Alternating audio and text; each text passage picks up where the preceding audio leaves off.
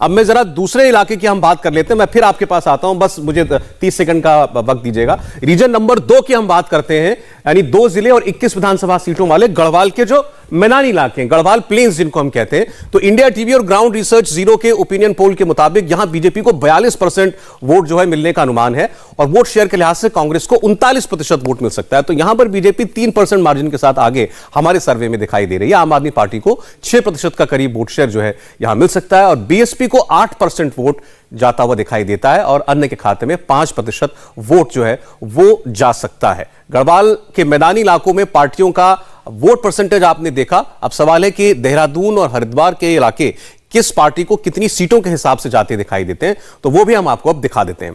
तो सीटों के हिसाब से देखें तो बीजेपी को 10 से 12 सीटें गढ़वाल के मैदानी इलाकों से मिल सकती हैं, कांग्रेस पार्टी को 9 से 11 सीटें, बहुत अंतर नहीं।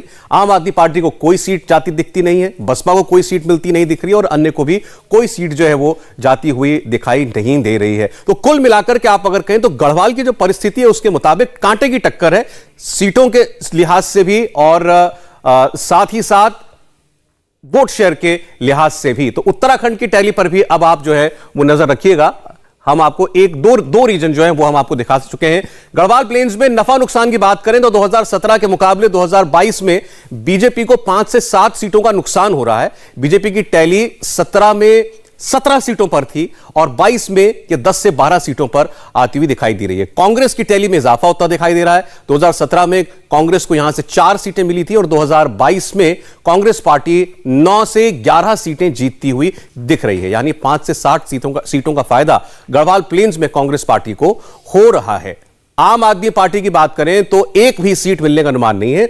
2017 में भी आम आदमी पार्टी ने यहां से 2017 में चुनाव नहीं लड़ा था। बसपा की स्थिति जस की तस बनी रह सकती, यानी एक भी सीट नहीं, और 2017 में भी वो 0 थी, 2022 में भी वो 0 है। तो सीटों के लिहाज से अगर आप देख रहे हैं तो नुकसान जितना बीजेपी को है उतना फायदा जो है वो कांग्रेस पार्टी को होता हुआ दिखाई दे रहा है, लेकिन लड़ाई जो है वो कांटे की दिखाई दे रही है, कम से कम गढ़वाल में। हो सकता है हमारे आंकलन से बिल्कुल सहमत नहीं हो निशंक साहब, तो मैं आपका अपना आंकलन पूछ लेता हूं गढ़वाल के लिए पहले।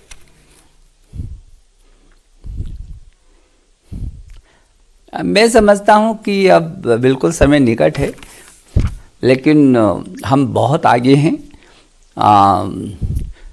जो आपने सर्वे अभी बताया है, हम कोशिश करेंगे कि उस सर्वे के उलट आपको बीजेपी के पक्ष में बहुत अच्छा रिजल्ट दिखाई देगा।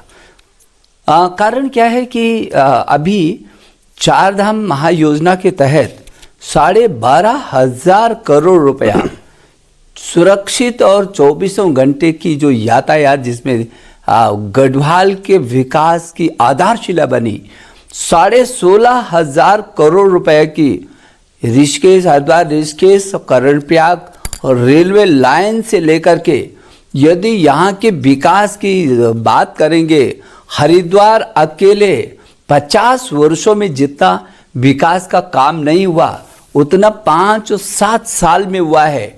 पूरी काया पलट गई हरिद्वार की। हर जिले में मेडिकल कॉलेज हो रहा है। सड़कों से लेकर अवस्थापनाओं का विकास, चाहे वो हवाई मार्ग है और चाहे सड़क मार्ग है, वो पूरी तरीके से, जिस तरीके से लोगों को सुविधाएं मिली हैं, मैं ये समझता हूं कि लोगों के मन में भारतीय जनता पार्टी के प्रति बहुत आस्था है और लोग ताकत के साथ इस समय निशंक साहब, आपने सड़कों की बात की तो मैं हरिद्वार ऋषिकेश तक तो अक्सर जाता हूं, तो मैं इस बात की तस्दीक कर सकता हूं कि सड़कें तो वहां अच्छी बन गई हैं और वो पूरा उस इलाके में एक सीमलेस कनेक्टिविटी आई है, इससे कोई इनकार नहीं कर सकता। आपके प्रतिद्वंदी भी इससे सहमत होते होंगे। ऊपर उसके मैं गया नहीं तो मैं नहीं कह सकता। एक आप ऑल वेदर रोड जो बना रहे हैं उसको लेकर अगर आप उसको अपनी उपलब्धि बताते हैं तो कुछ लोग उसकी आलोचना भी करते हैं कि इससे उत्तराखंड के बड़े फ्रेजाइल पर्यावरण को नुकसान पहुंच रहा है और ये करने की जरूरत नहीं है। और चारधाम का आपने जिक्र किया, तो चारधाम का जो आप देवस्थानम बोर्ड बना रहे थे उसकी इतनी नाराजगी आपको झेलनी पड़ी कि आपको वो भंग करना पड़ गया। तो दोनों ही फैसलों के प्रोज एंड कॉन्स आपके साथ जुड़े हुए हैं।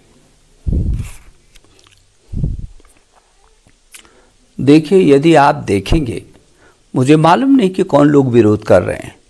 मेरे सामने तो कभी कोई आए तो मैं उसको जवाब दूं किस बात का विरोध कर रहे हैं। उत्तराखंड देश को जवानी भी देता है और पानी भी देता है, और पूरे देश और दुनिया की आस्था का ये सबसे बड़ा केंद्र भी है। आज बद्री, केदार, गंगोत्री, यमुनोत्री को जो सड़कें मिली हैं, जो देश और दुनिया का व्यक्ति जो धार्मिक इन स्थानों पर जाता है उसको पूछिए ना कि इस गवर्नमेंट ने कुछ काम किया है नहीं किया है। केदारनाथ त्रासदी जो आई थी 2013 में, उसके बाद जो मेरे देश के यशस्वी प्रधानमंत्री नरेंद्र मोदी जी ने जो पुनर्निर्माण का उनका संकल्प था, आज आप केदारनाथ को देखेंगे तो लोग भाव विभोर हो जाते हैं। तो कौन आदमी पर्यावरण के नाम को लेकर क्या उनको मालूम नहीं है कि पर्यावरण की चिंता केवल उत्तराखंड के ही लोगों को नहीं, देश के लोगों को, दुनिया के लोगों को भी करनी है। लेकिन क्या आज जो मूलभूत सुविधाओं से वंचित हैं लोग, क्या उनको मूलभूत सुविधाएं भी उपलब्ध नहीं होनी है? और इसलिए यदि वो कहते हैं, समझ में आते हैं कि एयर कंडीशन बंगलों में, ऊंची ऊंची अट्टालिकाओं में बैठ करके बड़े बड़े सेमिनार करने वाले, पर्यावरण की चिंता करने वाले इन लोगों को महसूस होना चाहिए कि यदि पर्यावरण की रक्षा और चिंता की है तो मेरे उत्तराखंड जैसे राज्य ने किया है। आपको मैं बताऊं, शायद दुनिया का यह पहला उदाहरण होगा कि जहां 12,500 वन पंचायतें हैं, सरकार और जनता के गांवों के संयुक्त प्रबंधन में 12,500 जो पंचायतें हैं, वन पंचायतें, वो काम कर रही हैं। और उसी का परिणाम था कि चिपको आंदोलन हुआ था। गौरा देवी पूरे विश्व की एक ऐसी मातृशक्ति सामने निकल के आई थी जो पर्यावरण के प्रति एक प्रतीक बन गई। ये उत्तराखंड की धरती पर है और इसलिए यहाँ अपने जो पेड़ हैं उनको बच्चों की तरह पाला जाता है। ये ऐसा उदाहरण शायद दुनिया में पहला उदाहरण है। ये पर्यावरण की बात हमसे क्या करेंगे लोग? ये इधर एयर कंडीशन बंगलों में बड़ी बड़ी चर्चा करने वाले, सेमिनार करने वाले लोग उत्तराखंड की धरती पर आए तो यहाँ का देखें, तस्वीर देखें तो समझ में आएगा उनको। जी, बहुत बहुत धन्यवाद आपके समय के लिए निशंक साहब, और आपके दावे जो हैं वो हमें याद रहेंगे। 10 मार्च को जरूर आपसे एक बार फिर संपर्क करेंगे। बहुत शुक्रिया आपका। इंडिया टीवी हर वक्त हर जगह डाउनलोड करने के लिए सर्च करें India TV news Google play store या ऐप स्टोर पर।